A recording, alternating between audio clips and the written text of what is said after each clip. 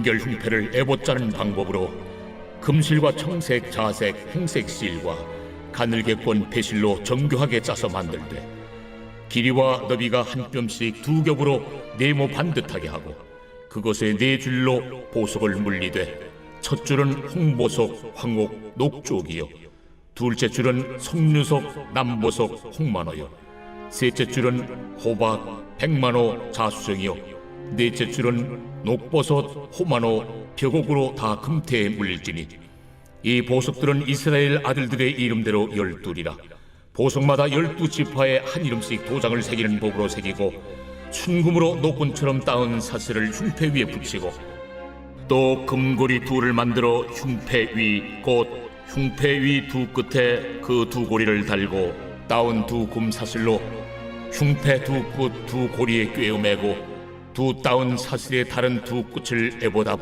두 어깨바디의 금태에 매고 또 금고리 둘을 만들어 흉패 아래 양쪽과 안쪽 곧 에봇에 닿은 곳에 달고 또 금고리 둘을 만들어 에봇 앞 두 어깨바지 아래 매는 자리 가까운 쪽 곧 정교하게 짠 띠 위쪽에 달고 청색끈으로 흉패고리와 에봇 고리에 꿰어 흉패로 정교하게 짠 에봇 띠 위에 붙여 떨어지지 않게 하라. 아론이 성소에 들어갈 때에는 이스라엘 아들들의 이름을 기록한 이 판결 흉패를 가슴에 붙여 여호와 앞에 영원한 기념을 삼을 것이니라. 너는 우림과 둠밈을 판결 흉패 안에 넣어 아론이 여호와 앞에 들어갈 때 그의 가슴에 붙이게 하라. 아론은 여호와 앞에서 이스라엘 자손의 흉패를 항상 그의 가슴에 붙일지니라. 너는 에봇 받침 겉옷을 전부 청색으로 하되 두 어깨 사이에 머리 들어갈 구멍을 내고 그 주위에 갑옷깃같이 깃을 짜서 찢어지지 않게 하고 그 옷 가장자리로 돌아가며 청색, 자색, 홍색 실로 석류를 수놓고 금방울을 간격을 두어 달되 그 옷 가장자리로 돌아가며 한 금방울 한 석류 한 금방울 한 석류가 있게 하라.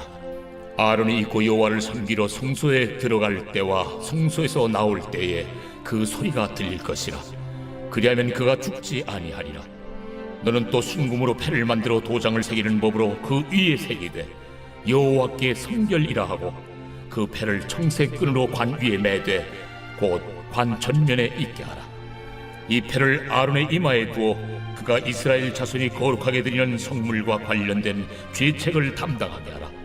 그 패가 아론의 이마에 늘 있으므로 그 성물을 여호와께서 받으시게 되리라. 너는 가는 배실로 반포 속옷을 짜고 가는 배실로 관을 만들고 띠를 수놓아 만들지니라. 너는 아론의 아들들을 위하여 속옷을 만들며 그들을 위하여 띠를 만들며 그들을 위하여 관을 만들어 영화롭고 아름답게 하되 너는 그것들로 네 형 아론과 그와 함께한 그의 아들들에게 입히고 그들에게 기름을 부어 위임하고 거룩하게 하여 그들이 제사장 직분을 내게 행하게 할지며 또 그들을 위하여 배로 속바지를 만들어 허리에서부터 두 넓적다리까지 이르게 하여 하체를 가리게 하라. 아론과 그 아들들이 회막에 들어갈 때에나 제단에 가까이 하여 거룩한 곳에서 섬길 때에 그것들을 입어야 죄를 짊어진 채 죽지 아니하리니 그와 그의 후손이 영원히 지킬 규례니라.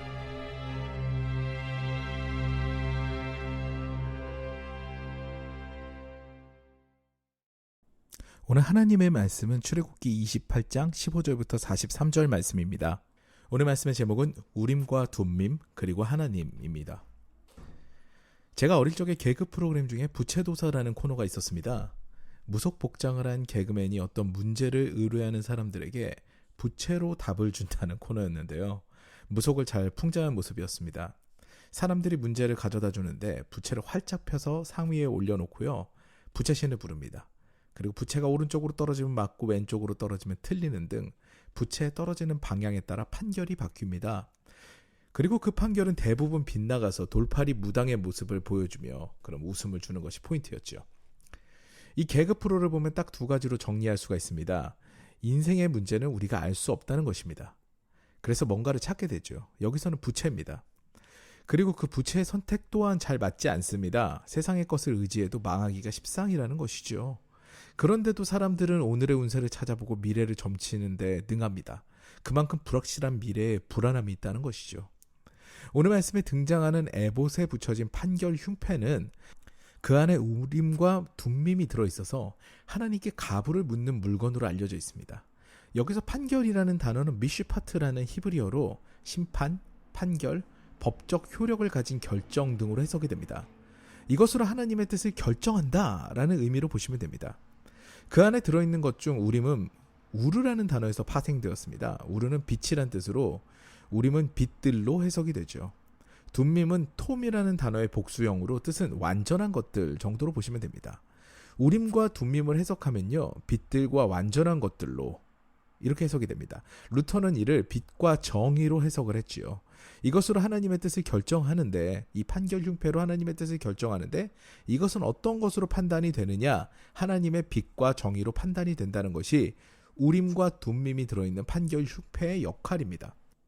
인간의 생각보다 중요한 일에 판결 흉패로 하나님의 뜻을 판단하고 대제사장이 중요한 결정을 할 때 가부로 이것으로 결정하는 것은 선한 일이지요. 문제는 이 판결 흉패가 신격화가 되면 일어나게 되어 있습니다. 광야의 노뱀 사건 기억하시죠? 불평하는 이스라엘 백성에게 하나님께서는 진노하셔서 불뱀 떼를 보내십니다. 불뱀에 물려 죽게 된 이스라엘 백성이 하나님께 살려달라고 부르짖자 하나님께서는 모세에게 노뱀을 만들어서 장대에 매달라고 하십니다. 그리고 불뱀에게 물린 자마다 노뱀을 보면 살게 되리라 라고 하시죠. 그런데 그 노뱀이 나중에 우상이 됩니다. 사람들이 음란하게 섬겨요. 히스기야 때 나중에는 그것을 다 없애버리면서 느후스단이라고 하죠. 놋덩어리라고 합니다. 이와 같이 거룩한 판단에 사용되어야 할 판결 흉패가 달린 에봇이 나중에는 느후스단과 같이 점치는 도구로 전락합니다. 음란하게 섬기는 대상이 돼요. 지난 주일에 살펴봤던 미가 내러티브에서도 미가가 우상과 에봇을 만드는 것을 볼 수 있습니다. 단순 점치는 도구가 되어버린 것이죠. 사랑하는 여러분, 하나님은 우리의 미래를 모두 아시고 인도하시는 분이십니다. 믿으십니까? 그 하나님을 신뢰하고 하나님의 뜻에 순종하는 것이 우리의 참된 삶의 모습이 되어야 할 것입니다. 앞서 말씀드린 대로 아무런 힘이 없는 부채에 의지하는 것, 무속에 의지하는 것도 문제예요. 근데 더 문제는 뭐냐면요, 하나님의 말씀조차도 무속적으로 사용하는 게 문제가 될 것입니다. 결국 문제의 주체는요, 하나님이냐 나냐의 문제예요. 주체가 하나님이냐 아니면 나냐가, 이런 것이 문제입니다. 내가 원하는 방식대로 성경을 보거나 하나님의 뜻을 이끄는 것이 아니라 모든 것을 주관하시고 자신의 섭리 가운데 두시는 하나님을 믿고 신뢰하며 따라가는 것이 참된 신앙인의 삶입니다. 오늘도 우림과 둠밈에 매달리는 것이 아니라 오히려 더 크신 하나님을 의지하여 그분의 뜻에 귀를 기울이는 저와 여러분 되시기를 주님의 이름으로 축원합니다. 오늘도 다 같이 기도하시겠는데요. 오늘 말씀과 같이 나의 생각을 내려놓고 하나님을 바라보며 하나님께서 원하시는 길을 순종하며 걷기를 원합니다 라는 기도를 드리시고요. 이어서 하나님의 판결 흉패와 같이 하나님의 빛과 정의로 모든 일이 결정되는 놀라운 일들이 우리 인생에 펼쳐지기를 원합니다 라는 기도를 간절히 드리시겠습니다. 아울러 마지막으로는 각자 개인의 기도 제목을 두고 오늘 새벽에도 잠잠히 주님 앞에 나아가서 기도하는 시간을 갖겠습니다.